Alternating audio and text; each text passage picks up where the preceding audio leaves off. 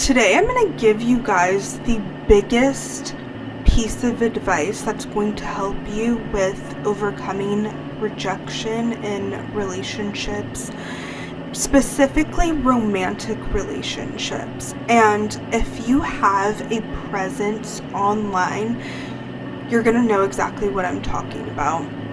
Even if you don't, we've all struggled with maybe liking someone and them not liking us maybe as much back, or going on a date with someone and you think it goes really well, and then they may still communicate with you, but they're not taking you as seriously as you wanted them to, or how maybe you saw them. And I don't know why people don't talk about this a lot more, but when it comes to our romantic relationships, it seems like everyone takes this so personally. Like, it is the biggest hit to the ego. And I recently went through this past weekend, and because I've been posting on YouTube or TikTok and putting myself out there, I've struggled with feeling hate comments, or, comments where they put you down. And I got through that, and I got over that through still putting myself out there and realizing that there are some people, when you are genuinely your whole, authentic, true self, there are people that are going to hate you, and there are people that are genuinely going to fuck with you so heavy and so hard. They genuinely love you. And when you embody that true authenticity, that's what's always going to happen. The story has been told time and time and time again. Even the best person that walked to this earth had haters. And I don't know why we don't apply this when it comes to our romantic life as well. You're going to meet people that genuinely don't like you. You're going to date people that genuinely don't like you as an individual. And it doesn't have to deal with your self-worth or if you're good enough or not. Y'all just are never supposed to mesh within this realm or within this life, because y'all are not on the same vibrational frequency. There's nothing wrong with that. And whenever I was coming to this realization, because we have the internet world where it's so fast, and yes, you deal with it in a very different way, but then you have real life where the emotions are so much more heightened, connections are so much more heightened. Like, connections and emotions with people, relationships, honestly it's like a drug. It can take over you. Within the internet space, you have constant dopamine rushes all the time, and you have these connections with people that you watch.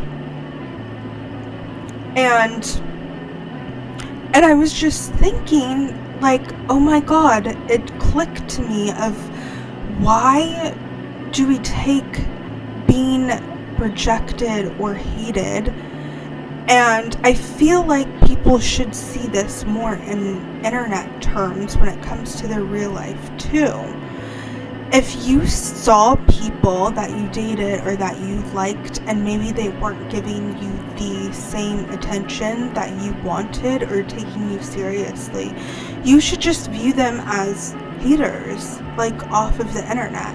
They just don't fuck with you, and they probably never ever will. You can't change that. And it's something that you just accept. And when it comes to the internet, it's so easy to accept that, because there's not a lot of emotional attachment there. And it just really, really hit home how we take things so personally, and it doesn't have to be that way. And once I was just what the fuck, you just view them as haters, and it's like a weight lifted off your shoulders, you know? Because with haters, you're never able to change their mind. It's just something you accept and you brush it off and you move forward. That's how it should be with dating. That's how it should be with like romantic relationships or people that you like.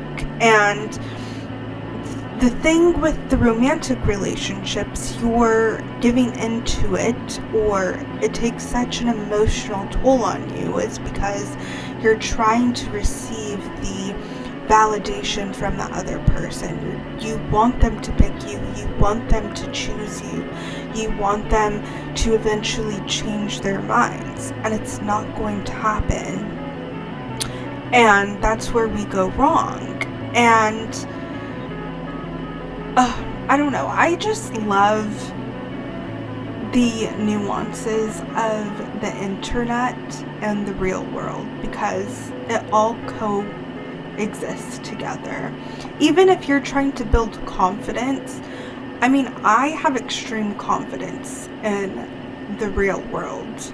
So when I was coming over to the internet realm, I was like, oh my god, I have to find my footing, and I have to learn this skill all over again within a different platform. And I go back and forth, and I use things that I do on the internet with real life, and then I come back and I switch, and it's all so beautiful. But the biggest thing I want you guys to know is just view people that are giving you wishy-washy energy.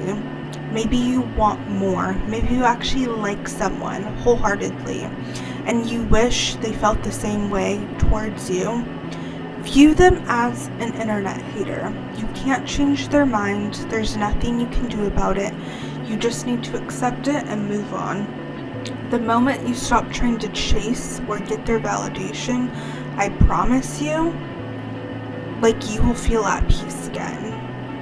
And the thing with posting on the internet too is, like, just because someone doesn't like your content, just because someone doesn't like you, does not mean that you are inherently unworthy, because you have other people that actually click that like on TikTok. You have other people that actually comment the most amazing things. There are other people in life that will wholeheartedly show up for you. They'll take you out on dates. They'll give you the compliments. They will do the little things. They'll remember the minor details about you, the things that you really wholeheartedly love.